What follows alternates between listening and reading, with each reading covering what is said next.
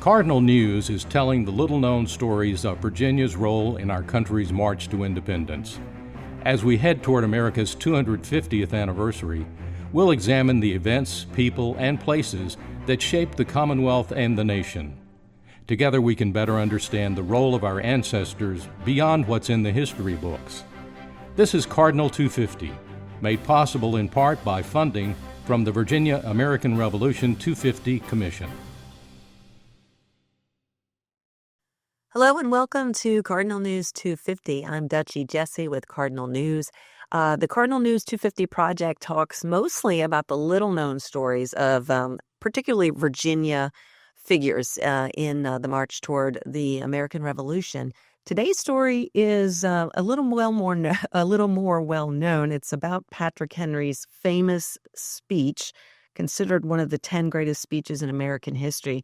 And that's because we are celebrating the 250th anniversary of that speech. We're talking with Stephen Wilson. He's the executive director at St. John's Church Foundation. Hi, Stephen, and tell us what the foundation is, please.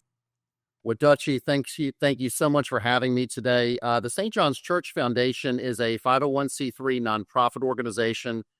It was established back in the 1930s, and its mission is to spark a global appreciation for understanding the role that Patrick Henry's Give Me Liberty or Give Me Death speech had in setting America on its path to liberty for all, and to ignite the public's commitment for preserving the historic site where it happened. Now, I know that that's a big word salad. Essentially, our mission is two things. It is education and it is historic preservation. We preserve a very old and very special place in St. John's Church, and we educate the public through our educational programs about the importance of Patrick Henry's speech. As you said, one of the 10 greatest speeches in our nation's history. Yeah. We've all been taught the famous quote. That's probably the first thing we think of when we think of Patrick Henry, give me liberty or give me death. There was a lot more to it, though, that led up to that sentence in particular. First of all, Stephen, I wonder if you could just set the scene for us in the days, maybe the weeks leading up to the Second Virginia Convention. Yeah, I will. I'll take everybody that's listening back to the fourth grade if they'll humor me, and we'll talk about no taxation without representation. The Tea Act, or the tea tax, was passed in May of 1773, and if we fast forward just a number of months, we get to December of 1773, in that very famous event where the Sons of Liberty dumped 342 chests of tea into the Boston Harbor. Of course, that's the Boston Tea Party, an event that celebrated its 250th anniversary just over a year ago. Following the Boston Tea Party, it's going to take some time for word to travel back to England, but in March of 1774, almost a year to the day from Patrick Henry's Give Me Liberty or Give Me Death speech, Parliament is going to pass the first of the coercive acts. In the colonies, they're going to call this the Intolerable Acts, and the Intolerable Acts are meant to punish the colony of Massachusetts for their involvement in the Boston Tea Party. This is going to include the Quartering Act. This is going to include the closing of the Port of Boston. And if you were to segue to Virginia and think about what is happening here, the members of the House of Burgesses, or your elected officials in Virginia, are monitoring the situation up in Massachusetts. And in mid-1774, they are going to have a day of sympathy, a day of fasting, and a day of support for Massachusetts. The last royal governor of Virginia is Lord Dunmore. Mm-hmm. Lord Dunmore is going to punish those House of Burgesses members for their support of Massachusetts by dissolving the House of Burgesses. This is going to be in the summer of 1774. The members of the House of Burgesses, who now no longer have any legal authority, are going to meet without the governor's participation in a series of meetings that are referred to as the Virginia Conventions. The first Virginia Convention will be held at the Raleigh Tavern in August of 1774. It is not a particularly well-attended convention. I believe 28 delegates, please don't hold me to that number, but I believe 28 delegates attend the first Virginia Convention. And then if we fast forward just a few months, we get to March of 1775. We get to the second Virginia Convention. We get to what is still referred to as the Henrico Parish, but what we would today call St. John's Church. And we get a very well-attended convention, which spans a number of days, and 120 delegates attend the Second Virginia Convention, including, of course, Patrick Henry from Hanover County, George Washington, Thomas Jefferson, and others. The big day in history is going to be March the 23rd. And of course, we've got the 250th anniversary, as you mentioned, Dutchie, coming up very soon. But on March 23rd, Patrick Henry is going to propose a resolution. That resolution is for Virginia to establish a well-regulated militia in preparation for war against the mother country. Which is a big step. Like, that's a big declaration. So this is going to be 27 days before the first shots are fired at Lexington and Concord.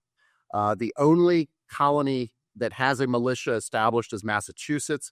Virginia is the largest colony in area. It is the largest colony in population and in wealth. So it's a big step.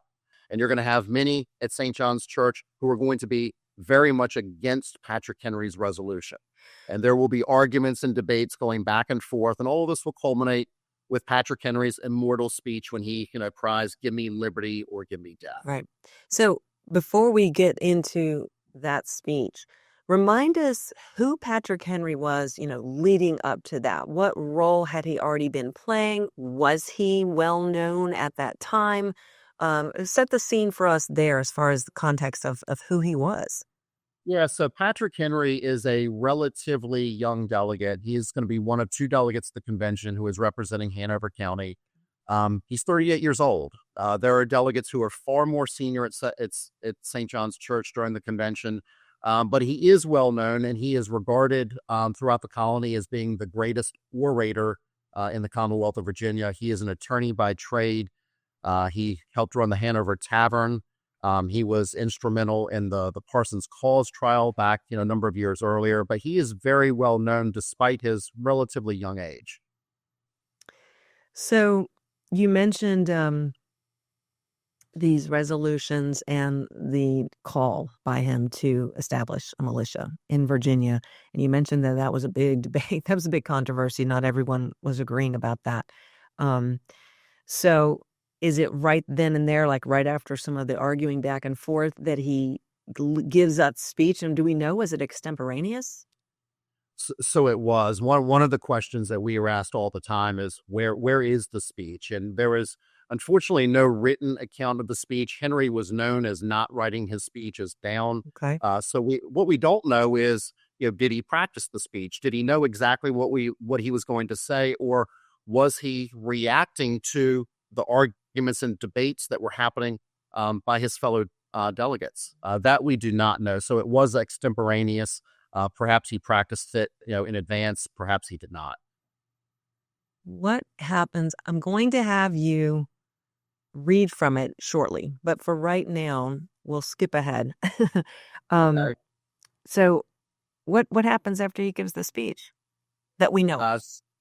So word is going to travel to Massachusetts that Virginia has passed Henry's resolution to arm. The first shots were fired just 27 days later. Give me liberty or give me death becomes a rallying cry among the colonies. But I think it's important to know that, if an armed conflict breaks out, which it ultimately did less than a month later, that this will not be a regional conflict relegated to just New England, that Virginia, which is the largest colony, is going to be on the side of revolution. Yeah. Do we know what the vote was, by the way? It passed, but do we know? So I don't have my calculator in front of me, but there were 120 delegates at the church, and we know that the measure passed by just 4 or 5 votes. Oh, wow. Interesting. So okay. Very close. Yeah. So now let's go back then. And do you do reenactments? So the foundation, if you mean me personally, I do the speech, but the St. John's Church Foundation produces about 100 live theater reenactments featuring 9 professional actors in 1700s costumes. But we produce about 100 reenactments per year. Yeah. Many of those are private reenactments. Many of those are for school groups, typically 4th graders. Lots of Title I schools come to St. John's. But the public would know us through our summer series. We do Liberty or Death reenactments for the general public every Sunday at 1:30 p.m. from Memorial Day to Labor Day. Okay. So do you mind giving us, maybe the last bit leading up, the last several sentences leading up to the famous line? Do you have it memorized? Yeah, and I have the whole thing that And memorized. that's what I'm You said, thinking. you said I was going to read this. What I am going to do is not read it, but I am going to put my little friend on here. So I brought a wig. Yeah. Not going to do a full costume change, but just for dramatic effect, I'm going to put the wig on. Does that help you? Kind of getting into the mindset. I mean, yeah, Uh, yeah, It, it it does help me. Is it on straight? it is. It looks great.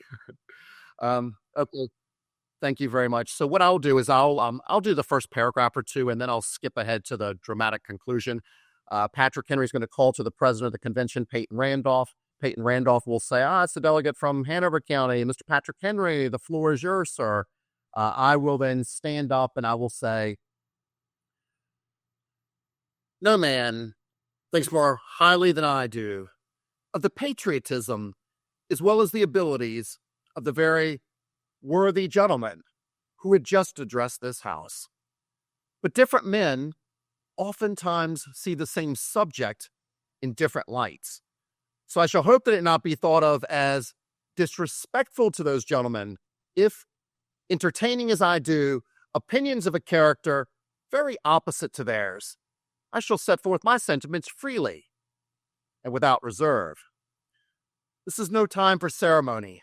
The question before this house is one of awful moment to our country.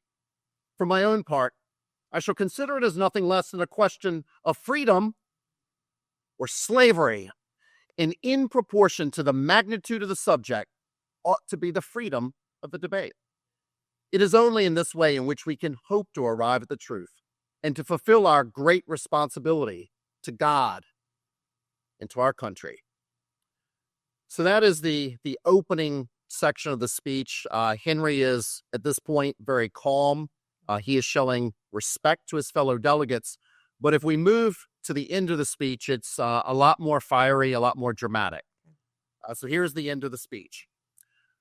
It is in vain to extenuate the matter. Gentlemen may cry, peace, peace, but there is no peace.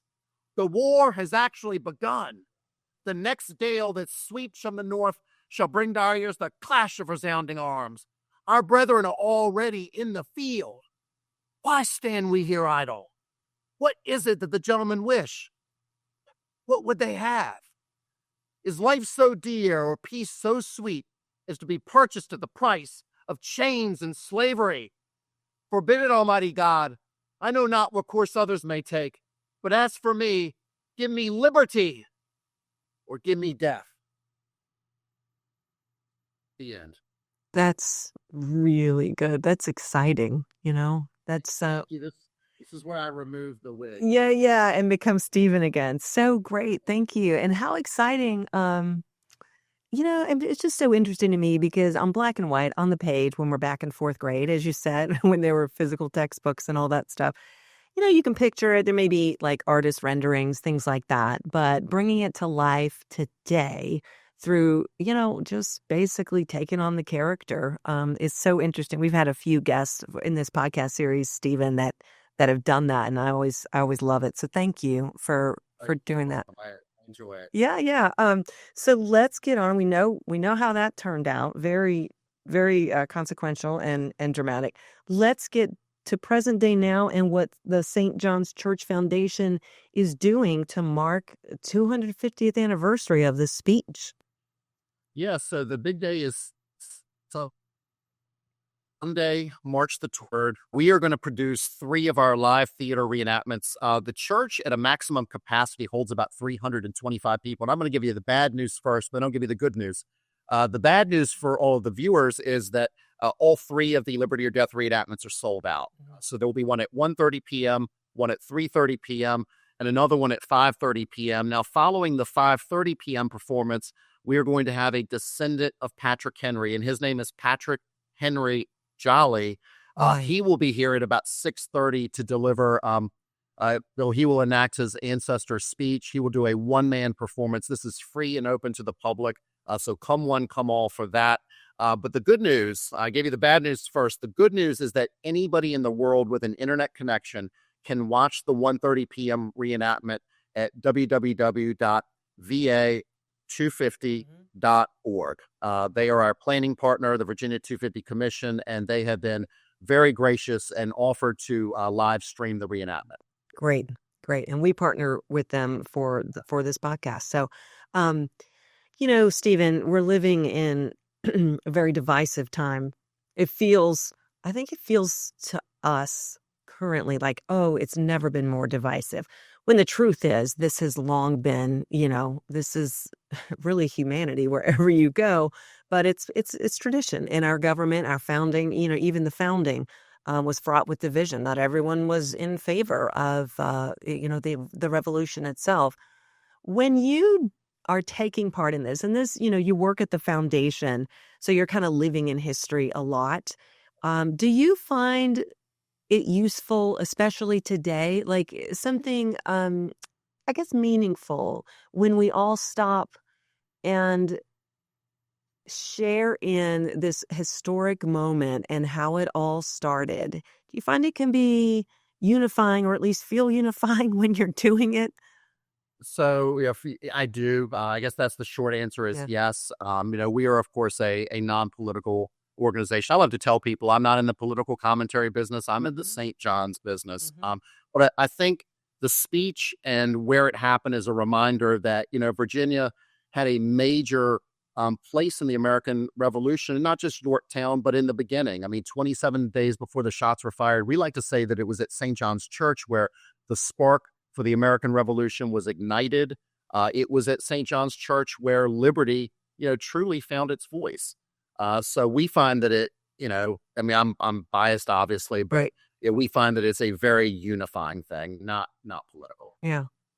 Well, I really appreciate your time and sharing all this with us, and for putting on the wig and kind of taking us back there in that moment. Again, it's a speech, we've heard before, but going back and kind of living it live like that, I really appreciate that. And everyone can get details. Now, Stephen, you contributed the article for us for the Cardinal News 250 series, so we're going to have some details in there for shorthand for anyone who's looking for details specifically on everything Stephen was just talking about with regards to the actual commemoration on March 23rd, 2025, depending on when you're listening. You'll find that at the Virginia 250 website, which I believe is just va250.org. That is correct. Yeah. For folks who want to see the live stream, they go to va250.org. It'll be right on the homepage. Yeah. So you won't be able to miss it. Yeah. And we'll have details and links. We always link to Virginia 250 at our website, cardinalnews.org. So Stephen Wilson, Executive Director at the St. John's Church Foundation, thank you so much for all your time today. Well, thank you, Dutchie. I very much enjoyed it, and we're very excited about the 250th anniversary. Yeah. All right. Well, thank you to everyone for listening to Cardinal News 250, our podcast. Thanks to Blue Ridge PBS, our friends there, for their assistance with the podcast. This project is made possible in part by funding from the Virginia American Revolution 250 Commission. Get the Cardinal News 250 newsletter in your inbox. It's free, as is all our journalism. Look for more information there at cardinalnews.org. I'm Dutchie Jessee. Thanks for listening to Cardinal 250, made possible in part by funding from the Virginia American Revolution 250 Commission. For more information on Cardinal News 250, including the Cardinal 250 and other newsletters, visit cardinalnews.org.